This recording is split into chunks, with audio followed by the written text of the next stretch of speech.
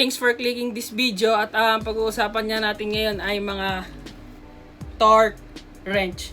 Hindi to in-depth na pagpapaliwanag or explanation kung paano to ginagamit. Kumbaga ito ay short explanation lang kung bakit at bakit maganda mag-invest ng ganitong tools. Kung ikaw ay mahilig sa DIY or kung ikaw ay nag-aaral maging automotive at gusto mong maging kumbaga ay precise, pulido ang iyong mga gawa at sigurado di gamit yan ng ganito. Hindi naman to ganun kamahal. Yan, mag-proceed tayo sa ating video.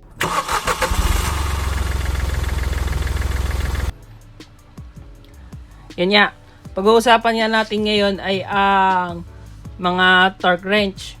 Ito yung 2 common tsaka budget friendly na torque wrench dito sa Pilipinas. Ito ay both parehas nabili sa online. Itong SKS ang personal kong torque wrench at ito naman ay dun sa aking bayaw. Yan, una dahil mas mura itong Flyman, pakita ko sa inyo. Yan, ito yung una nating i-open. Pero sa katapusan ng video ito, ipapakita ko sa inyo yung unwrapping para kumbaga pwede nyong makita kung ano pwede nyong asahan kapag umorder kayo online. Ito ay mas mura kaysa sa dito. Yun ang kumbaga ay summary. Yan ang kanyang hitsura. Yan ang dahil ito nga ay click type. Yan, ipapakita ko sa inyo. Yan yung clip. Kung bakit sinabing click type, may lumalagitik kapag ginagamit. That's why mas madali siyang gamitin. Hindi mo na kailangang tingnan tulad nitong makikita nyo sa video na to.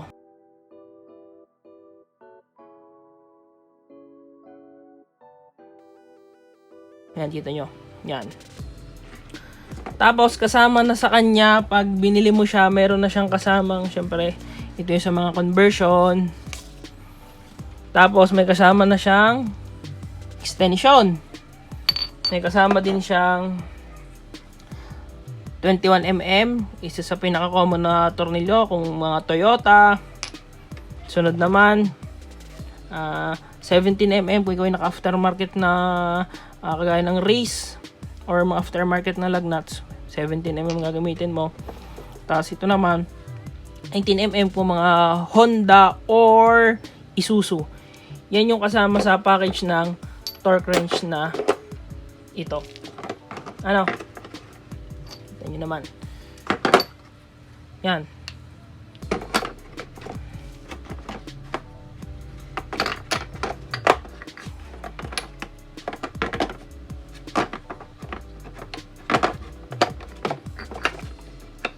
Yan. Yun. Tapos, magpunta naman tayo dito kay SKS. Ito yung sarili ko. Yan. May SKS na nakasulat dito. Pero syempre, dahil sa YouTube channel ko, di nakasulat yung YouTube channel ko. Yan. Ito yung gamitin kong pang sa inyo. Kumbaga ay parang pang demo. Even though na parehas naman sila. Parehas naman sila. Medyo iba pala na konti yung nakasulat. Pero, parehas namang may, yan. Ito nga yung sa pagsukat natin ng hapit ng foot pound. Kasi syempre, ano bang kagandahan ng torque wrench? Pag maghahapit tayo, no need na nating tumingin yan. Kagaya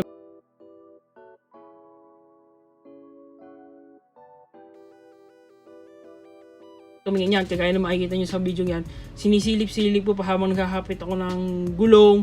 Tapos kapag ang gamit ay yung ganyan type ng torque wrench, kinakailangan may angle pa. Nakorek ako ni Kuya Ray. Salamat Kuya Ray sa pag-correct sa akin na dapat nga ay may degree sa paggamit ng ganyang type ng torque wrench. Kasi pag ganito, even though na may angle pa rin dapat, pero talaga nagkiklik na siya kung saan nung dapat hapit. Kaya yan. For example, ito si torque wrench na to ay ito yung 0 yan.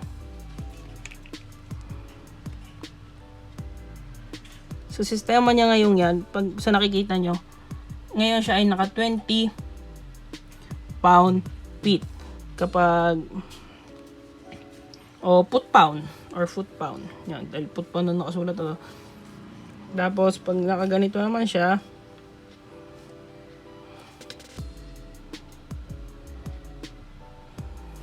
kasalukuyan siyang naka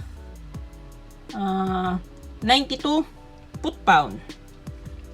Tapos, kapag hinapit mo na yan na ganyan, kaya yan, itong papakita ko sa inyo yung clip, ang hapit ko doon ay 90. Yan, kita nyo.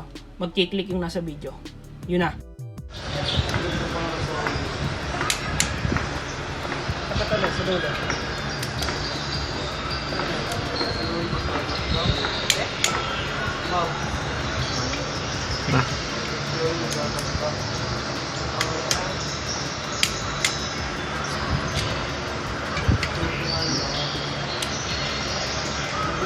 Ano? Babe? Pag lumagitik na ganon, nag-click, ibig sabihin, na-reach mo na yung hapit na 90 foot-pound. Yes, hindi ito ganon ka-accurate. Kagaya nga sabi ng aking kaklase, 5 to 10%. Pero much better naman ito kaysa sa tubo-tubo or tensionometer. Kasi syempre, pag napagod tayo, nag-iiba yung lakas. Yan, para maging accurate yung ating mga gawa. Pwede tayong gumamit ng torque wrench. Hindi to ganun kamahal. Around itong aking to ay around nasa 1,300, 1,600. Ito namang Flyman ni around 1,300.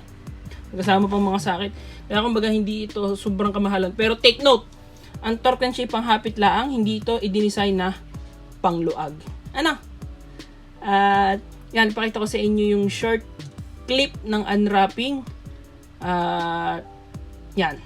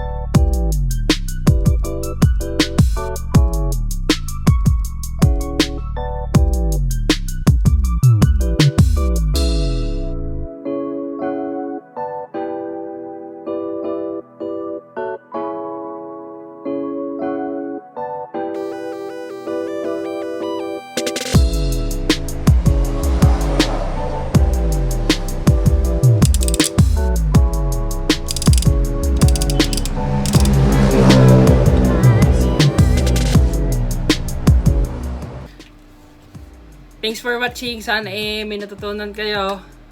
Please like, share, and subscribe kung natuwa kayo. Suggest kayo na mga gusto nyong future content related sa tools. Malay ko meron pala akong tools na ganun at kapag-usapan natin. Wear pa rin lagi tayo ng face mask at ingat-ingat lagi. Thanks for watching. Bye-bye!